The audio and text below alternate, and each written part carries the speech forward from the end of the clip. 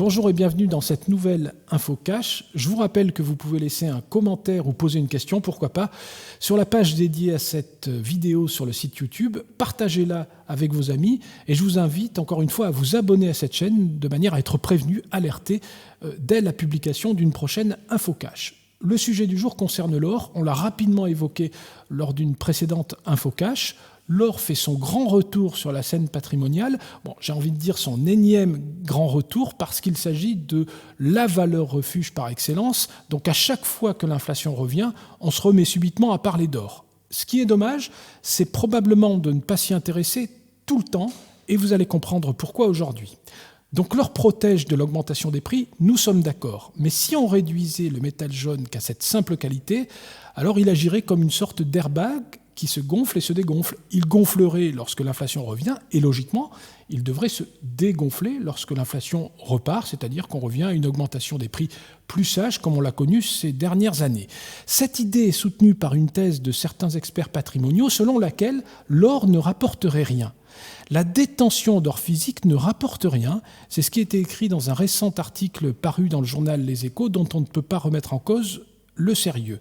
Ce raccourci peut vous tromper, peut tromper l'épargnant que vous êtes. Lorsque vous investissez sur un actif, vous générez souvent des recettes. C'est par exemple le cas si vous achetez un appartement, un bien immobilier que vous mettez à la location. Vous allez percevoir un loyer versé par le locataire, en général chaque mois, et ce loyer va venir en plus de la plus-value que vous pouvez espérer en revendant plus cher le bien immobilier que vous ne l'avez acheté.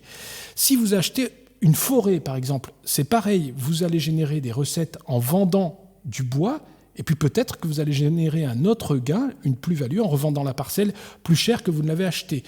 Pour une action, le véritable revenu de l'actionnaire, ce n'est pas le fruit de la spéculation, c'est le dividende qui est versé chaque année par l'entreprise en fonction des bénéfices qu'elle a réalisés. Idem pour une obligation, on ne parle pas de dividende, mais de coupon qui vient en plus de la plus-value réalisée par l'augmentation de la valeur de l'obligation.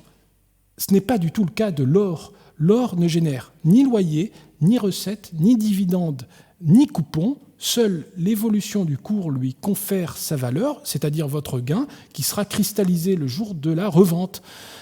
Entre-temps, dans l'intervalle, il ne se passe rien. Entre le moment où vous achetez la pièce, que vous la rangez dans un coffre ou que vous la cachez chez vous et que vous la revendez, il ne se passe rien, vous ne touchez aucun revenu.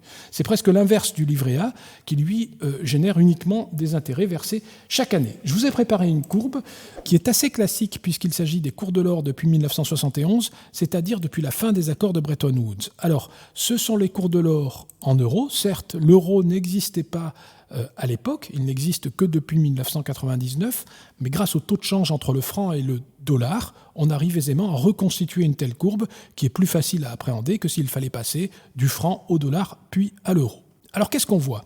Finalement, on ne voit pas grand-chose. On voit que la valeur de l'or progresse même beaucoup, progresse franchement et progresse même par moments très rapidement. On voit aussi qu'il y a des replis, comme ici, entre 2012 et 2013, on voit des plateaux comme dans les années 90, on voit des baisses qui paraissent peu importantes comme au milieu des années 80, mais tout est relatif. À l'époque, elles étaient quand même assez soutenues. On va prendre quand même un ou deux exemples. Prenons par exemple celui qui aurait acheté une pièce d'or d'une once en juin 2007. À l'époque, l'once d'or valait 489, même un peu plus tard, 512 en septembre 2007. On va dire 500 €. Il achète donc sa pièce d'une once, une once c'est 31 grammes et quelques d'or, qu'il revend, par exemple, ici, en septembre 2012. 1355 €, on va dire 1350. Donc, il a acheté sa pièce 500, il la revend 1350. On ne peut pas dire que sa pièce d'or ne lui ait rien rapporté. En tout cas, l'investisseur lui-même ne serait pas d'accord avec une telle affirmation.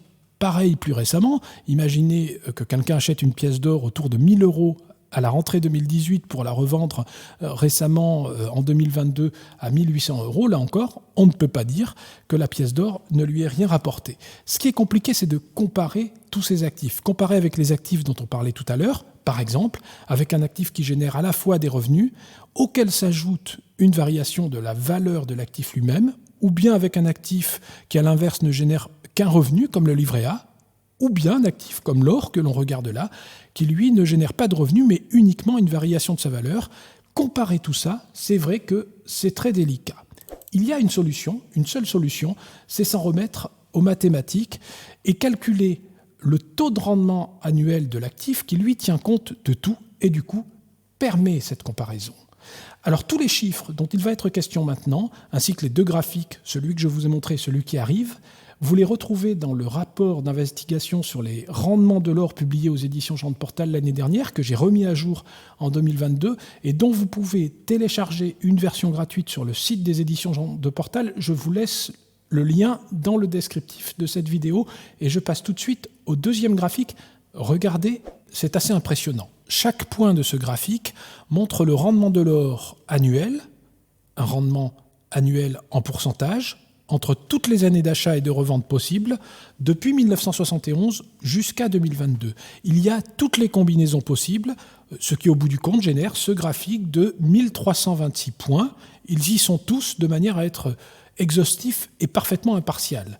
Les points verts indiquent les taux de rendement positifs et les points orange ou rouge montrent les rendements négatifs. Alors on va prendre un exemple.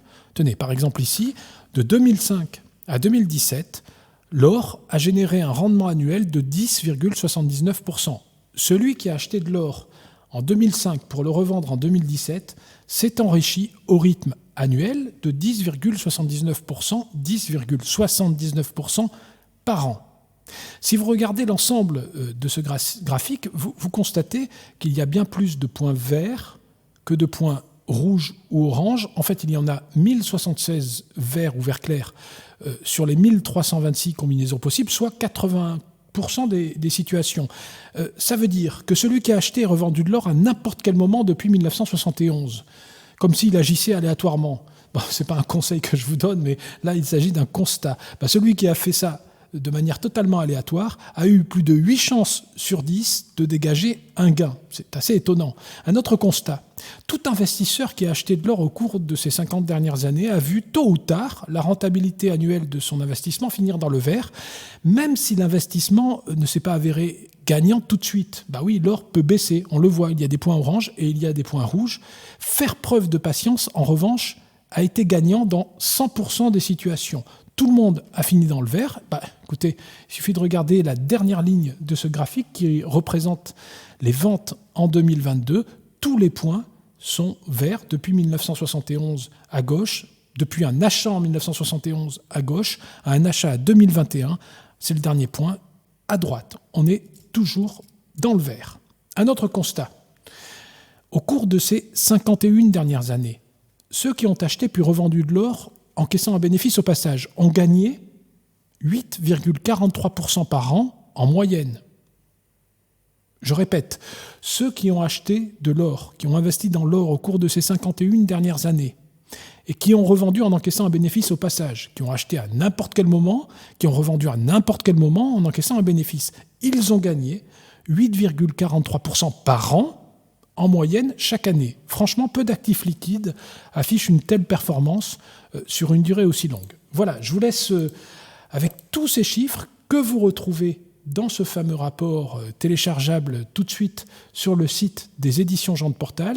Je vous laisse le lien dans le descriptif de cette vidéo. Et désormais, si vous entendez quelqu'un vous dire que l'or ne rapporte rien, vous pourrez lui démontrer, lui apporter la preuve du contraire. Je dis la preuve parce que tous les chiffres de ce rapport ont été certifiés par huissier. Comme ça, tout le monde est d'accord. L'or rapporte bien plus d'ailleurs que certains actifs dont il a été question aujourd'hui. Voilà, je vous souhaite une bonne fin de journée et je vous dis à très bientôt pour une prochaine Info Cash.